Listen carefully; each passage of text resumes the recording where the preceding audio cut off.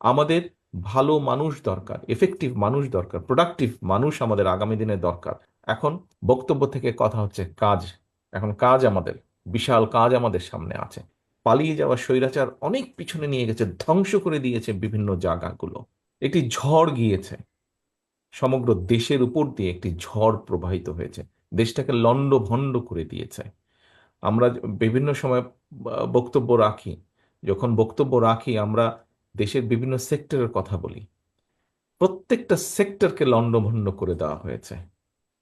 ডিটেইলে আমি গেলাম না। রাজনৈতিক দলগুলোর বিরুদ্ধে গুম করা হয়েছে, খুন করা হয়েছে, আমাদের শত শত হাজারের কাছাকাছি নেতাকর্মী আমাদের খুন হয়েছে, গুম হয়েছে আমাদের।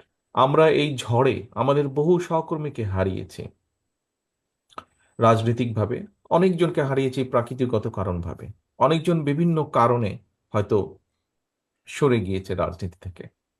আমরা সেই জন্য দলকে আবার পুনর্গঠিত করব। আমরা দৃঢ়ভাবে বিশ্বাস করতে চাই, আমরা ইনশাল্লাহ জনগণের সমর্থন আমরা পাব। জনগণের সমর্থন পাবার পরে আমাদের দেশকেও পুনর্গঠন করতে হবে।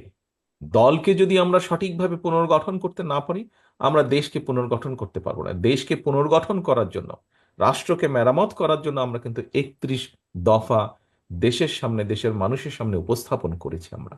সেটিকে যদি বাস্তবায়ন করতে হয়, অবশ্যই আমাদের দলকে ঐক্যবদ্ধ, দলকে পুনর্গঠিত করতে হবে। যারা মেধাবী মানুষ, সেই মানুষগুলোকে আমাদের সামনে নিয়ে আসতে হবে। যারা পরিশ্রমী, যাদের মধ্যে সততা আদর্শ আছে, এরকম মানুষগুলোকে আমাদের আরো ঐক্যবদ্ধ করতে হবে। আরো তাদেরকে কাছে নিয়ে আসতে হবে, দলের কাছে নিয়ে আসতে হবে, দলের সাথে আরো সম্পৃক্ত করতে হবে। কারণ এই রাষ্ট্রটিকে পালিয়ে যাওয়া স্বৈরাচার অনেক পিছনে নিয়ে গেছে, ধ্বংস করে দিয়েছে বিভিন্ন জায়গাগুলো। কাজেই আমাদেরকে যদি পুনর্গঠিত করতে হয়, আমাদের সেই রকম মানুষ দরকার, সেই রকম মানুষগুলোকে আমাদের বের করে নিয়ে আসতে হবে।